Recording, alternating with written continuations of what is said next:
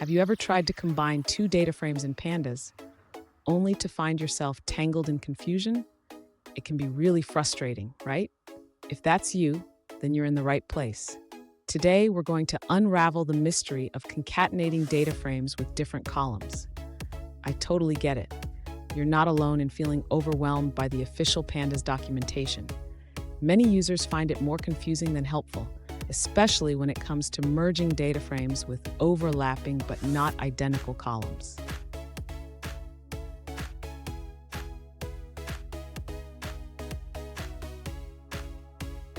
Let's dive into the specific situation at hand. One user recently asked, how can I concatenate two data frames with different columns? They provided two data frames, one with columns A and B, and another with columns B and C.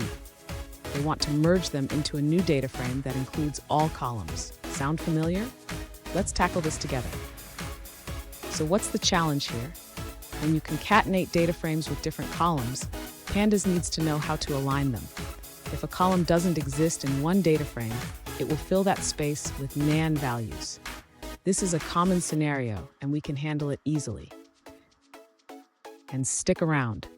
I have a handy tip at the end that will make your data manipulation tasks even smoother.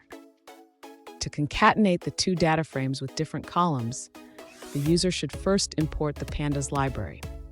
This is essential for working with data frames in Python. Next, the user needs to create the two data frames, df1 and df2, using the provided data. This can be done by defining them with the Pandas DataFrame function. Now, to concatenate the data frames, the user should use the concat function from Pandas. They will specify the axis parameter to stack the data frames vertically. Finally, the user can display the result data frame, df3, which will show the combined data with NaN values where columns do not overlap. Fun fact, did you know that the term data frame was popularized by the R programming language? Pandas brought it to Python, making data manipulation much easier for everyone. Now let's look at the answers provided by other users. An alternative solution suggests using the concat function for merging data frames with different columns.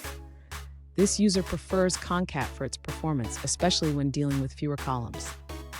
They also recommend using the ignore index parameter to automatically resize the index, simplifying the code.